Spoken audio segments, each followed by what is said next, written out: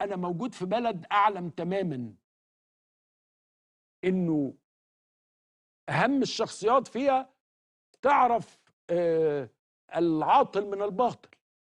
أنا مش موجود في المكان ده بقالي 10 أيام ولا 10 شهور ولا 10 سنين. يعني أنا معروف أنا مين، أنا بعمل إيه، أنا بتصل بمين، كل شيء. يعني أنا في هذا الوطن إحنا موجودين كشخصيات عامة، موجودين بشكل واضح للناس. فأرجو بس إن أنا نبقى مع بعض إن شاء الله، نعبر إن شاء الله، نكمل إن شاء الله، نقدر نتحمل هذا الأمر. الأمر صعب،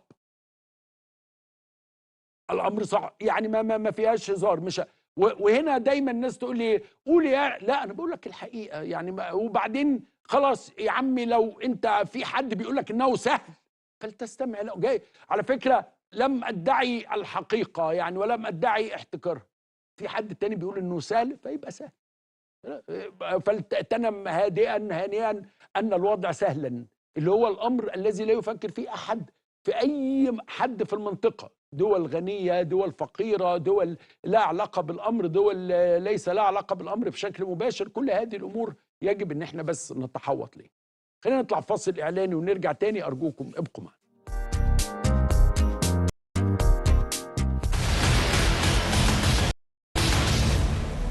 القيادي الإخواني الهارب علي محمود محمد عبد الونيس، والمحكوم عليه بالسجن المؤبد في عدة قضايا إرهابية، أبرزها القضية رقم 120 لعام 2022 جنايات عسكرية، محاولة استهداف الطائرة الرئاسية واغتيال الشهيد المقدم ماجد عبد الرازق، واستقدام القيادي الإخواني الهارب من إحدى الدول الإفريقية. وقد أدلى المذكور باعترافات حول نشاطه لجماعة الإخوان الإرهابية. أنا علي محمود محمد عبد الونيس، عندي 34 سنة. انضميت لتنظيم الإخوان في فترة دراستي الجامعية في كلية الزراعة جامعة الأزهر. في سنة 2014 انضميت للجنة العمل النوعي في جامعة الأزهر، ومنها تواصل معايا يحيى موسى وكلمني وعرض عليا فرصة السفر والتدريب في قطاع غزة. وبعد كده تم رجوعي لمصر بتكليف من يحيى موسى لتنفيذ عدد من العمليات العسكرية والمسلحة داخل مصر، كان منها استهداف كمين العجيزي، واستهداف مركز الشرطة في طنطا، واغتيال اللواء عادل الرجائي تحت بيته في مدينة العبور.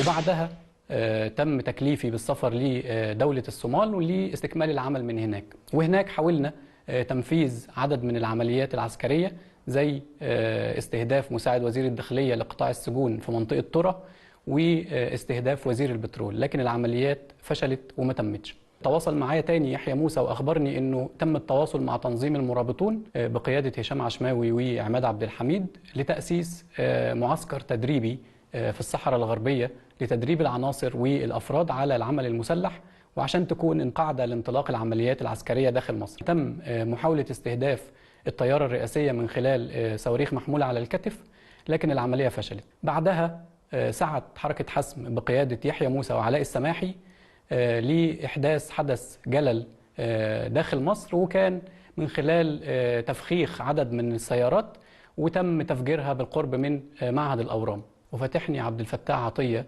في الانضمام للجنة الإعلام والتسريبات، ودي المسؤول عنها صهيب عبد المقصود وعبد الرحمن الشناف وعبد المجيد مشالي. وهدفها هو الحصول على معلومات وبيانات العاملين في الدولة. وأيضا تم تأسيس مؤسسة ميدان. مؤسسة ميدان هي الذراع السياسي لحركة حسم المسلحة، وتم تكليف أبرز العناصر والكوادر الميدانية للوصول لأحد الدول المجاورة لمصر، يعني تمهيدا لتسللهم داخل مصر لتنفيذ عمل مسلح داخل مصر.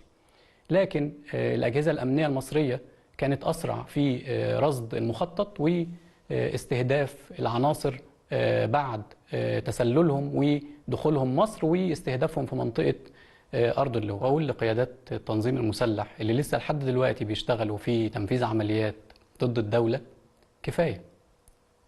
كفايه ارواح الشباب اللي ضيعتوها. يعني بعد ما قعدت وفكرت مع نفسي حسيت ان ضيعت عمري هدر. يعني لما اي حد يعني انا شاركت فيه سواء بعلم او بدون علم او بقصد او بدون قصد، فانا ما اتحملش اقف قدام ربنا بيه. ما اقدرش اقف قدام ربنا بيه عشان خايف من حساب ربنا طبعا. واوجه رساله لمراتي ان هي يعني تهتم بابننا وتربيه تربيه صحيحه. وهوجه رساله لابني محمد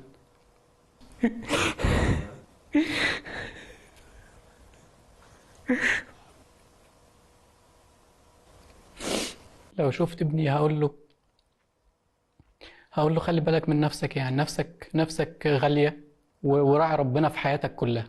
يعني انا بدعي ربنا يسامحني والله.